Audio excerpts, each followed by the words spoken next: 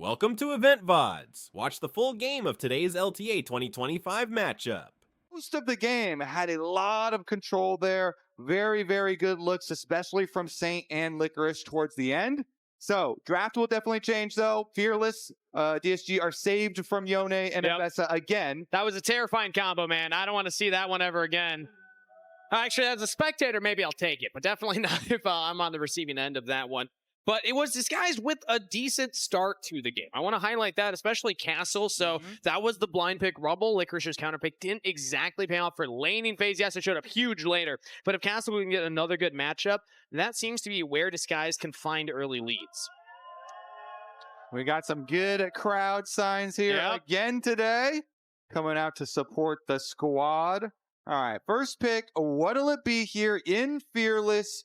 Boils down to Zin. Okay.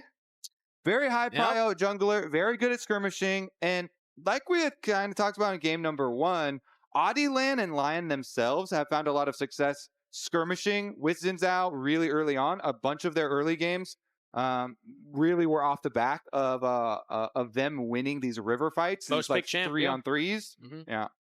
But not going to get it this time around, as actually will deny that. So let's see what LYON want instead. They already banned the Vi, and Sejuani was banned against them. So a different jungler, a little bit lower in that tier list. But instead, it's going to be Jace as that first pick. Not a jungler, but can technically be flexed around. That is incredible art right there, sir.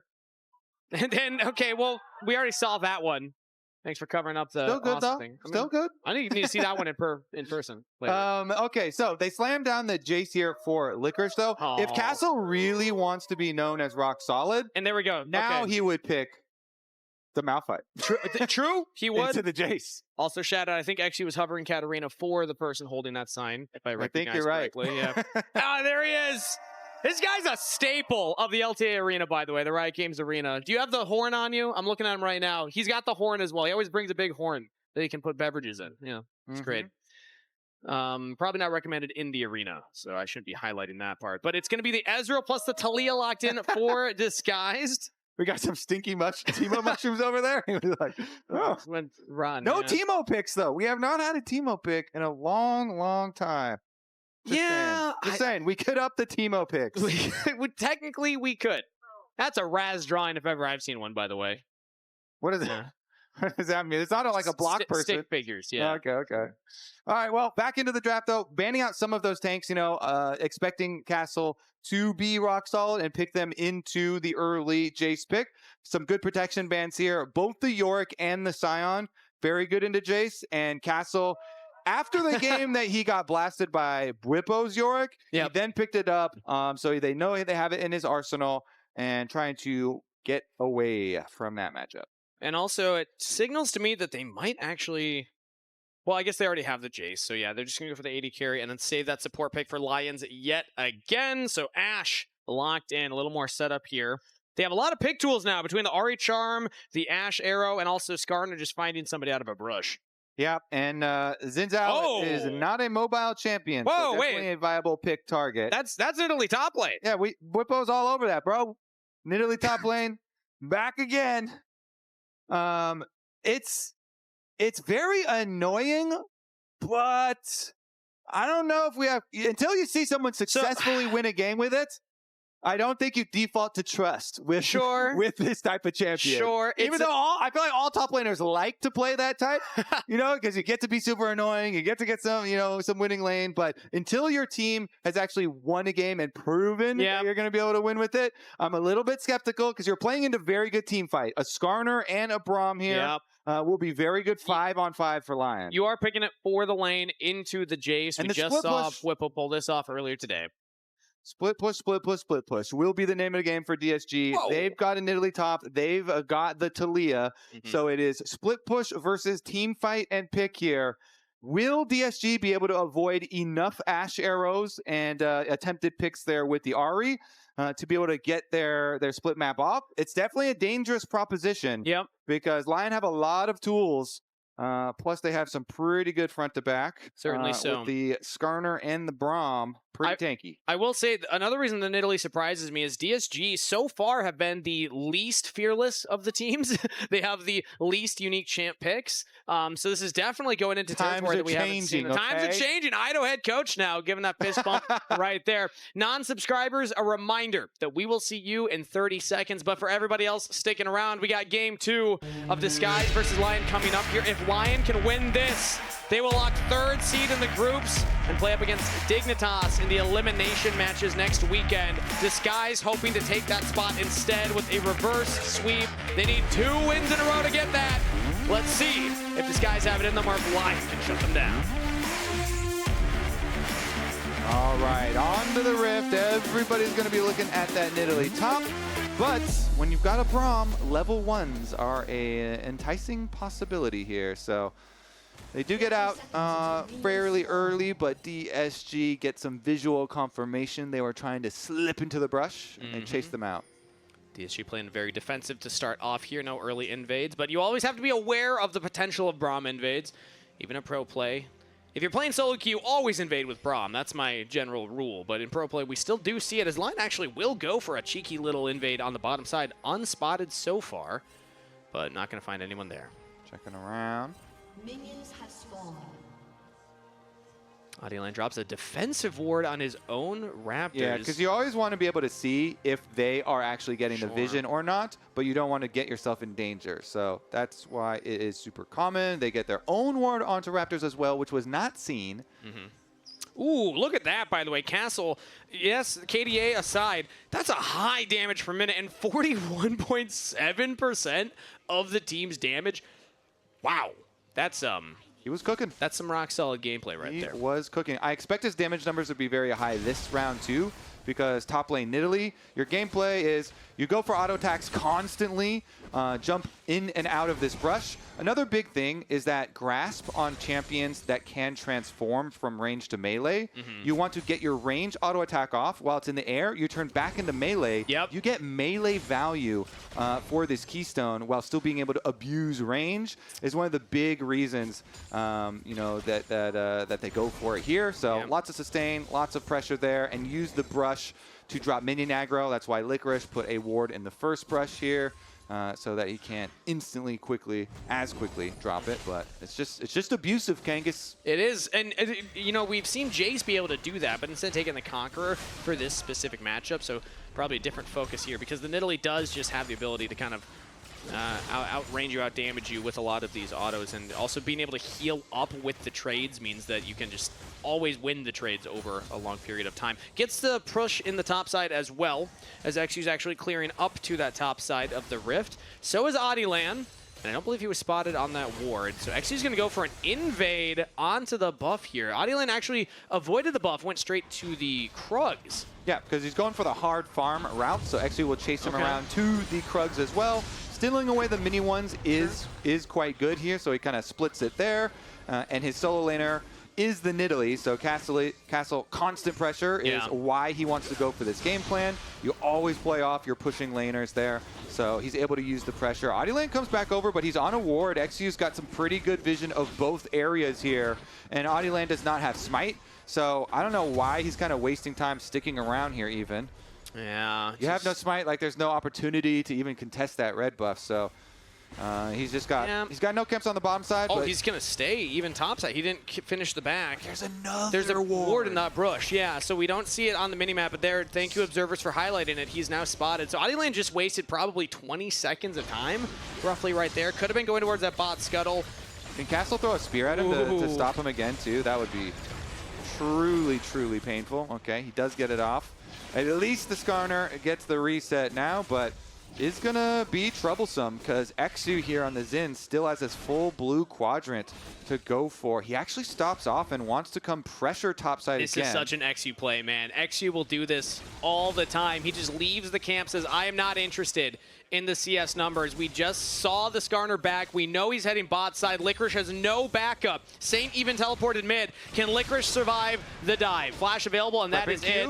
Nobody's actually going to get the turret aggro yet. XU gets it. Castle, clean play. First blood picked up by disguise. Like that from XU. He preps his Q on the tower. When he has the knock-up ready, they go for it. Immediate knock-up into W, full damage, and he saves his charge to then charge away to the minions. He still ended up flashing, but still like the theory crafting there behind his tower dive. Importantly, Castle did not have to flash. Now he gets the first blood and can still outplay. Let's take another look at that. Yeah, so there you go. Q prepping it on the tower, getting ready for the knockup. And then you want to do that so that your knockup, you can instantly W and get the big damage proc of the second part of the W. Then he charges away to the minion. Because Licorice flashed at him, then he also ended up flashing anyway, but still like it, using the minions to charge away from as well. And so now Castle with his Sheen and Boots is back out. He's fighting into a very big double stacked wave though, Kangas. That's a lot of minion damage. Not ideal. He had the flash though, so I think in his mind he's wondering how much damage do I have on the burst, but yeah, into that wave it's scary. So wise of Castle to back off. Instead he'll just get all this minion under turret. This gives Licorice a chance to go for another reset though. Okay, Castle could probably push it out pretty quickly as well. So let's see where the junglers have landed after all that as well. XU came back to pick up like the remnants of his blue side. All of his camps are like desynced now because he did go for the invade and then kind of ping-ponged back and forth with the other side of the map. But that control ward there for Saint makes him feel comfortable from this side. And that's what XU said. I mean, the one word to describe him, he wanted to be creative. That's a creative play, going for that top side. We haven't seen as many early game plays happen as we kind of set up expectation for. We didn't know how much junglers would go for the ganks early, given that we have bigger windows with Grub spawning at 8 minutes now. But XU's absolutely one of those junglers that you will expect to make those creative plays happen early. So it's cool that he gets Castle that early first blood. Now on the bottom side, spotted out by this control ward, but can clear that up. And helping his bot lane maintain pressure down here. Audioland's coming down too, and with the Winter's Bite landing onto Huhi. Scary Jerry actually arcane shifting in, and now engaged from Huhi right as the Winter's Bite expires. So Audioland, flash away from Huhi. Looks like Castle just solo kill Licorice, by the way. In the 1v1 top side, we were watching the bot as Charm lands onto Abadaga. He was hovering for a potential play bot side. Saint almost gets a solo kill onto him. And looks like Castle did not even have to flash for that solo kill. Wow. Castle just solo killed him, still has flash advantage, and got to push the wave. LYON are at least going to move over to the Dragon after their bot side skirmish, and they're pushing bottom side. But the Nidalee now 2-0. Let's take a look, investigate what happened. So into the minion wave again. Just trying to clobber him inside. And even with being able to dodge the spear, it doesn't matter with this champ. Just keeps on autoing, goes back to the Q in cat form, and that is plenty of damage. And I think Licorice thought he could take that fight because Castle didn't go for the reset. Licorice got to reset, come back in the lane with full health and mana. Castle stuck around, but because of Nidalee's sustain, you're allowed to do that as yet again winning a trade onto Licorice. Big damage from Castle. He just got back in the lane, man. Oh, that's tough to see. Luckily for Licorice, that LYON is only level 5 and not level 6. True. Or else he might have also stuck around and thrown a solar flare on his head and gotten another kill. Regardless, the grubs are available, and they're swapping. Flash arrow, it lands from downtown. Henna setting up the play. Impale lands as well. Abadaga's got nowhere to go. Chain CC to oblivion as Saint picks up a kill. That was pretty sweet. Chain CC, saves the charm for all the way after Skarner ultimate as well. Ash arrow hits, full Skarner combo into the charm. Now, let's see about this last grub. They just used XU's smite. So they are going to back off because they know Audioland still has one ready to go.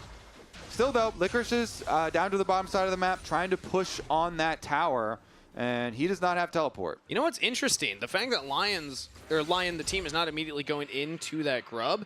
There's a chance XU can try and contest now. Audioland does still have that smite, and actually will start it up. So XU not going to look to contest. It will just be the 2 for the 1 trade, as Henna gets the wave shoved in top. So LYON do have control over this pit for the time being. They also got that first dragon, and we still have a while for that second one to spawn, but so far it's about even trades for those neutral objectives. Let's get another look at that replay, though. This Ash arrow all the way from Fountain. That is a long stun with the travel distance on that arrow, right into the waiting arms of Skarner.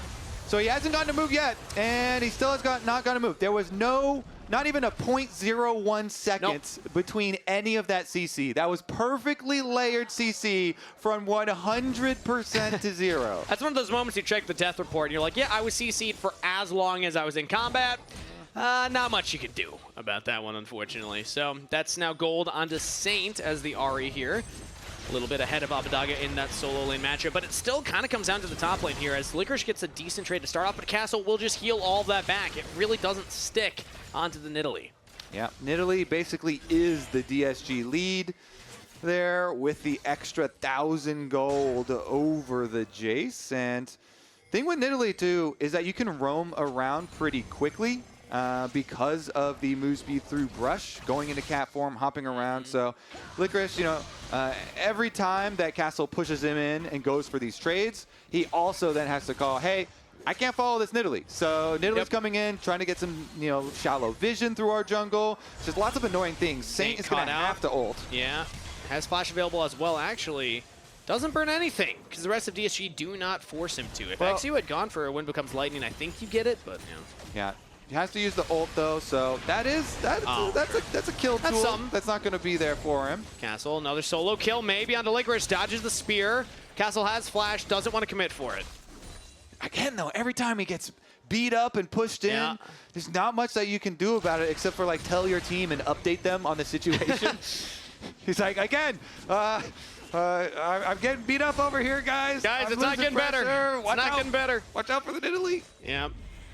Gonna get teleport back into lane here, and that should set up a trap plus a spear here for Castle. So, actually avoids a lot of that damage. Castle instead went for the damage onto the turret as Licorice looking for the outplay right now as Conqueror stacked up. Castle takes a turret shot, but in the brush is Hui onto the turret. Leona taking it. Another kill to Castle. You gotta feel for him, right? It's like the first opportunity was like, ooh, Castle made a mistake. Look at these turret shots. He's taking turret shots. I can do something. And as soon as he steps out 1 inch in front of his turret, there's a Leona in the brush. He got blood in his eye, baby. That was a warded brush as well. So from his POV, should have seen Hui coming up there. Still goes down. Licorice in a really rough spot in the side lane, but Castle just completed Trinity Force. He's having a fantastic game. I mean, this is his game. When you play top Nidalee, you usually get to just make the whole game about you. So there you go. Do you think Bubbo's taking notes? Actually, Bubbo did have a really good Nidalee game today already. So, maybe Castle's taking notes. He had his trial one previously. Abbedagge actually gets impacted into the wall, flashes early to try and avoid the charm, and does just that. Obviously taking a lot of damage, but Abbedagge does not have enough to kill. I mean, if you think about it, this is actually the second time where Whippo has successfully used the champ and then Castle used it. It also happened with the Yorick. Mid lane, scary Jerry. Cleanse right there. Charm lands from Saint, but he's stuck under turret. Oh! Abbedagge with the help of a ramped turret will get a solo kill. Improved. Yeah, that was your word, that he wanted to be recognized by. Abbedagge flashes over. He's able to dodge just enough under the tower to be able to get that kill. And the second Trinity Force comes in for DSG. They've got it on Ezreal now, as well as one play, and then maybe let him walk up.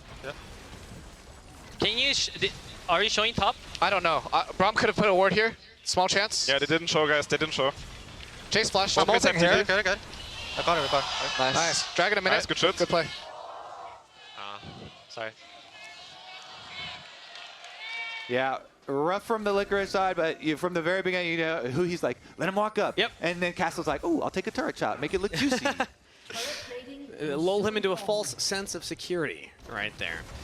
But yeah, at the end of the day, like you had said, Castle kind of is the lead here for Disguise and can dictate a lot of how this game is going to go. That is a turret picked up, plus they got the feats of warfare, so that is feats of strength now for Disguised overall. They needed to make this series go the full 3 games in order to actually get that 3rd seed and avoid 100 Thieves in the elimination matches next weekend. This is a good start to game number 2. It's still early on here. Castle had a lead in game number 1 as well, and the team was not able to capitalize and play around him correctly, but so far things are looking a little different this time around as Abbedagge is the focus, but he gets away. Excel impact into the wall. Abbedagge actually does not back off. Instead, going to be trying to fight between turrets right here, but Lions hits a Winter's Bite, and Abadaga's in a lot of trouble right now. Saint jumping through all the Unraveled Earth, still gets the kill with the Foxfire. Stun up onto Hui under the turret. Charm lands. Saint with the damage isn't enough, but X2 to save the day. Adilan actually goes down. 1-for-1 trade so far. Mid laner for jungler. Lion stuck around under the turret a little too long. When there's a 4v4 on the other side of the map, it also just means by default you get more alone time for the Nidalee and the Jace. So if it is a 1-for-1 kind of split, I tend to think that is going to be like a small side benefit for DSG, just because then Castle gets, you know, more alone time over there in the split push. But he got the wave all the way up to secondary tower. Yep. Not much more he wants to get out of that one, so returns to the mid lane to pick this wave up as well. He's just getting all this CS, all this farm, and you look at that, 3-0-0. That's a massive goal difference at 14 minutes right there. Almost exactly what DSG is at right now is who he goes for another engage onto Lions. The Braum using to stand beside me to jump away. And now that's going to be Herald picked up here by DSG.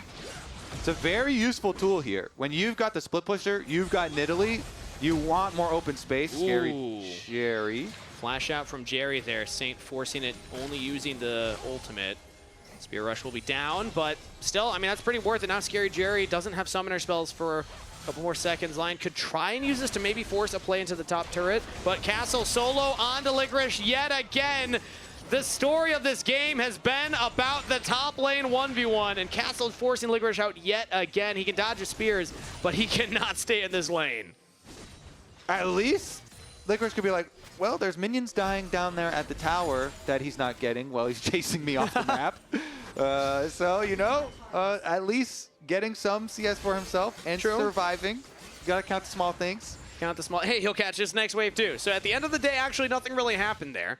But Castle is, again, just reminding us how much further ahead the Nidalee is over the Jace right now. If Lion are going to pick up a win, it's going to be one of two things. Either punish Castle being over-aggressive and overconfident with this lead in the side lane, or play to the other side of the map. They have the pick tools with the Ashe, with the Ahri. We saw Henna use one of those already.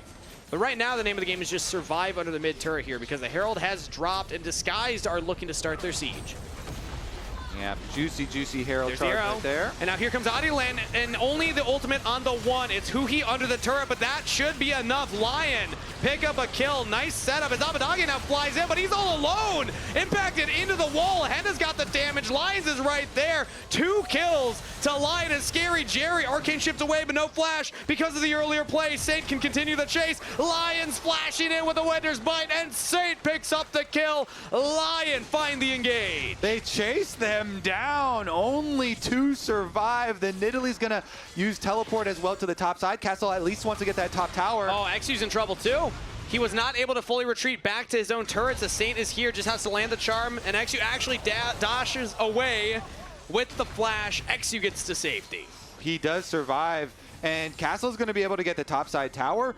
But in mid lane, Henna will get the mid lane tower to even it up. Teleport behind him too, though. Flank from Abadaga. The hits just keep coming. DSG do not want to lose the lead that they had worked so hard to get. Abadaga trying to keep them in it. Can solo kill Henna as Abadaga picks up another kill for himself. Interesting because there's only 10 seconds left on the Dragon. So even though it had been a very big Lion win with the counter on that play towards mid, in the end, DSG will still get the mid tower. And with the Dragon spawning right now, they should be able to retreat on over to that. And Castle with the teleport topside got the top turret. So end of the play, it looked nice, the engage from Lion to begin, but DSG got way more in the second half.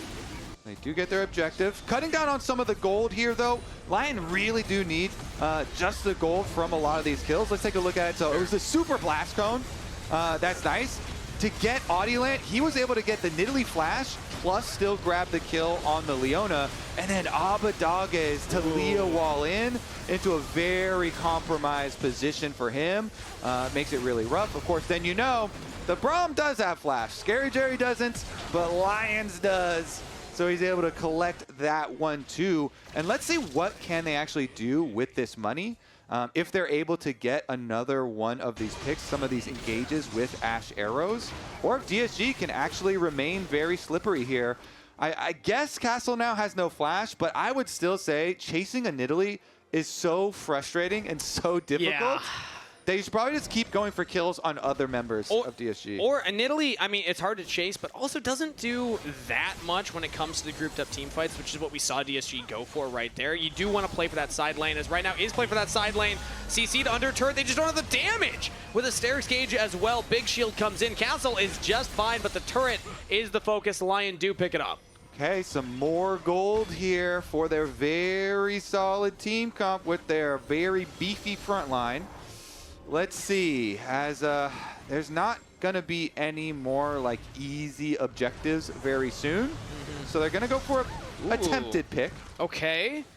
Chase Looking him off the for a crab. pick. I Okay, mean, the crab is an easy objective. How about that? You know what? That's a big one for XU right there. And also the Otacon, because if you can find a pick onto the jungler as the Otacon is spawning, Dangerous. that would have been a big window right there. DSG don't quite find it, but they will actually start this up. Kobe, we've seen a lot of games thrown by overforcing an Otacon. They want to get the teleport out of Jace at the least. Use it as a magnet, try and force the Jace to join the play. There it is. Very, very defensive teleport.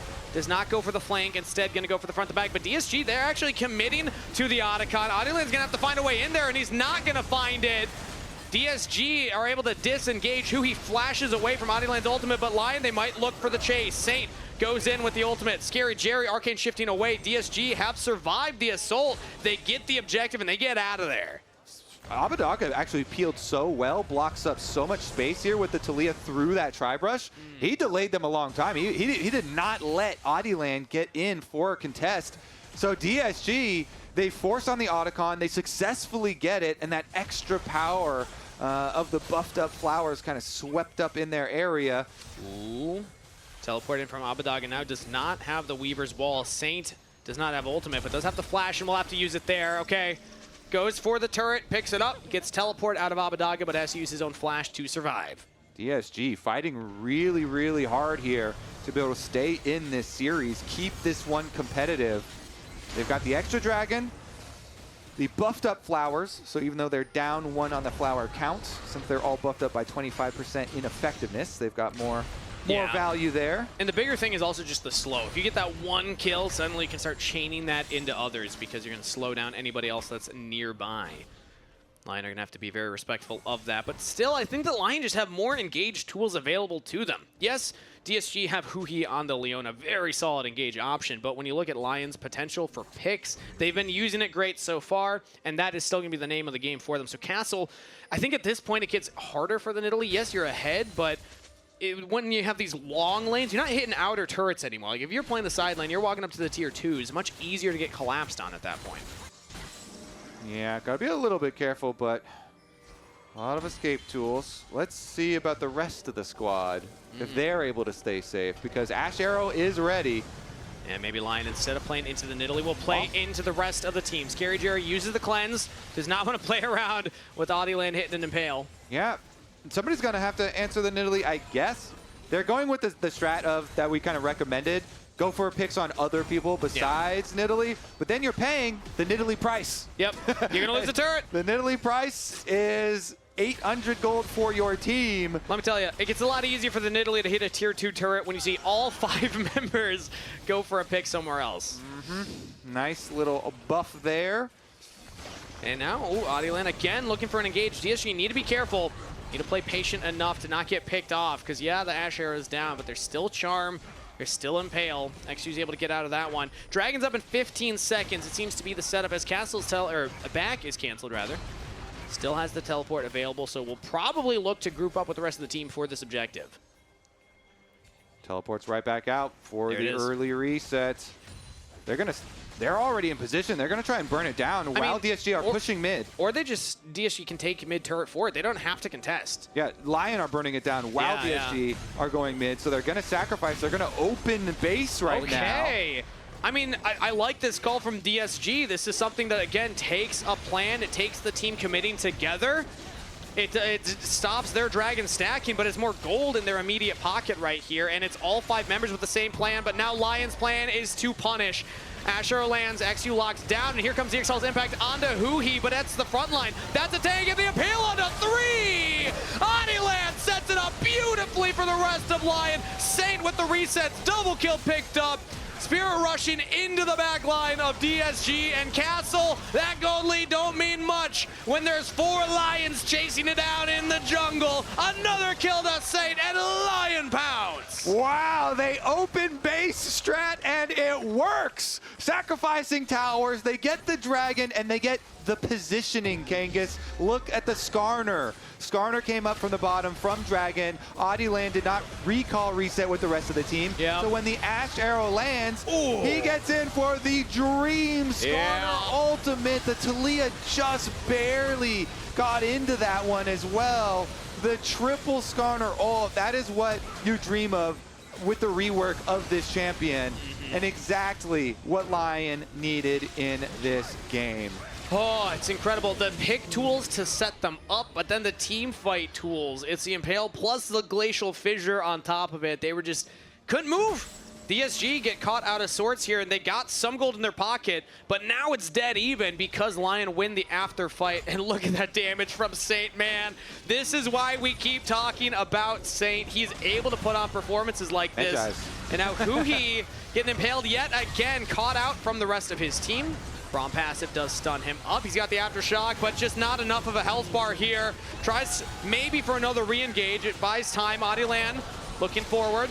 Half health on the jungler for Lion, but DSG just can't find it even with the seismic shot from Abadaga. It is not enough. Yeah, you're talking about Saint, and he's got a Medjai's Soul Stealer as well as almost a Death Cap. So that kill just gave him some more stacks for the Medjai's and some more gold to turn into the Death Cap. That's rough. That is a mega damage Ahri. So in a world where we have become accustomed to these Ahris, building Rod of Ages and blah, blah, blah, these semi-tank stats, they're like, no, Saint is doing the real damage Ahri build. Embrace the patch notes, Kobe. That's what I like to see. That's some real damage right there. The increased ratio is being felt right now as let's take another look at this replay. So, as you mentioned, the Braum passive does a lot. The Skarner pulling him in to allow for it. They get the pick. And the frontline difference that we mentioned from Champion Select has been prominent in this game. Adilan and Lion constantly moving up. Okay, we're back to live. So we had the Otacon as the magnet to pull in the heliport last time. Now it's the Baron, but DSG, I don't think they're actually going to commit to it. Hui goes for the engage, but the rest of the team not all there. Now XQ joins in. They caught Adilan. Teleport in now from Saint, but he's straight into all members of DSG, but Saint won't go down! Saint, are you kidding me? That Ahri just carried the fight after teleporting head first into a Leona! All right, Lion. There are three lions versus 1 cat. It should be 3 cats versus 1. Castle doesn't really stand a chance here. Tower's going to go down in the aftermath. What a brawl. Yeah, that's one for the history books right there. I'm very shocked that Saint had the gall to go back in after making it out. He lived for long enough to do the damage. Lost a couple of stacks, but we got to look at that one again. Okay, so the fight starts so quickly that the teleport channel is still going to take a while for Saint. He recalled to get his reset to buy that death cap. So right now, he's buying the death cap. So the Skarner's dead when he arrives, and he tries to ult out, but he knows he's going to burn down, so that's why he goes back in, because he's like, I'm going to burn down anyway. So it goes back down to try and do enough damage. But really, the Licorice and Henna up there were the ones kind of blasting through it, and they are going to return to the scene of the crime. This Baron that now should be theirs for the taking. DSG have the jungler and support nearby, but Castle's going to have to teleport in. So at this point, it's Lion doing the reverse. They're actually going to force teleport out of Castle to come stop this. Weaver's Wall from Abadaga keeps Adi in the pit.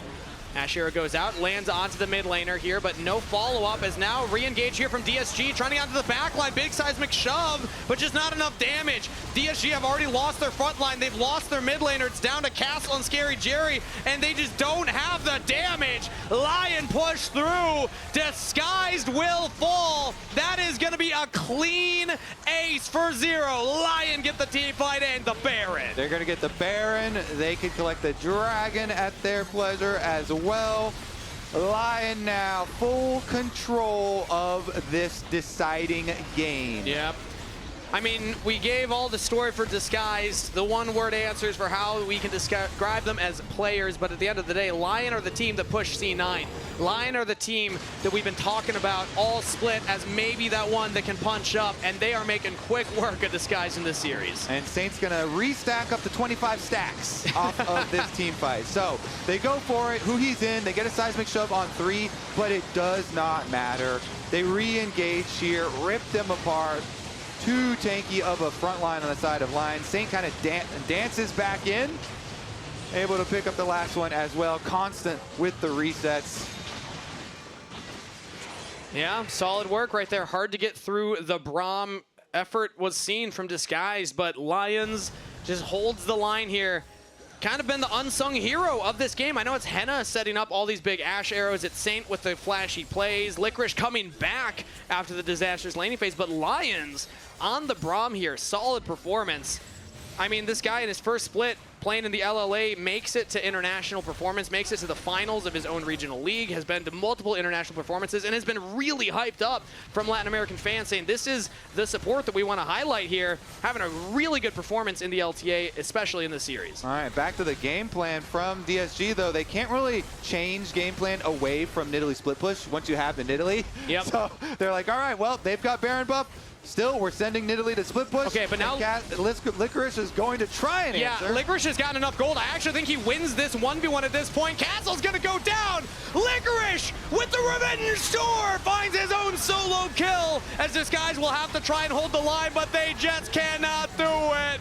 LYON is too much for Disguise. It's only Scary Jerry and Abadaga left. They have some wave clear. So LYON are going to have to play very carefully here, very respectfully. Low health bar from Adiland, but teleports from both solo laners. LYON want to end the game right here, right now. Henna caught off on the other side of the Weaver's wall, but he holds his ground, will eventually fall. Adiland might just burn down as well, but he's still alive for now. Finally goes down, double kill to Scary Jerry. Is that enough? Has that scared back the LYONs? As Saint trying to look for his own charm, he's still almost full health bar. Scary Jerry just can't get through the broad shield, but what a flick from Abadaga! And that will shut down the game end for LYON. Disguised with their carries will hold the line. LYON, they need to be more careful at the Nexus turrets. This is get dicey once again. I think in this game, they have the power to return and finish the job, but DSG just got a bunch of money here. In some of the defense, the chase down, LYON just gets so hyped up. You're like, oh my goodness, the chase finally got to play the game. You know, Licorice gets his solo kill up on the top side. The rest of the team here takes out most of DSG, but it's the 2 carries left alive for DSG. Scary Jerry and Abadaga fighting against this LYON squad. The wall was so good. Henna just walked too far up. I mean, if you're just able to stick with the rest of the team, and that is the same position that Saint did it against C9. They were so focused here, though, and Abadaga ends up getting another seismic shove right about here onto Saint, just the edge of it to pop the Ahri, cut down on the Magi stacks, and everyone's kind of hyped for the possibility of a comeback. I'm smurfing? Yeah, they're 2 people left alone at Nexus turrets. And they're like, I guess we're winning this fight now. Scary Jerry said he wants to prove he belongs. It's a tough feat in this current climate to say, I'm a rookie 80 carry, I'm going to have standout performances, but hey, you like to see that confidence. Now Disguise going for their own engage yet again here. LYON have been the ones starting off a lot of the fight so far. Now they're going to actually start this one up well. Hui goes down, Exio as well. And now Scary Jerry has to cleanse Arcane Shift away, but the fight just keeps coming. He cannot get the safety. Saint over the wall. He'll take down Jerry. A brief moment of respite for Disguise, but it will not be enough as the LYON team pounces yet again. Another clean ace for LYON. Saint still just has so much damage. Yeah. You know, you saw him pull a Leona in for the Ahri to kill, and he actually does do it with the full damage build, Kangas. No Nexus turrets to defend, and LYON, pride stands tall. They will 2-0 in the series.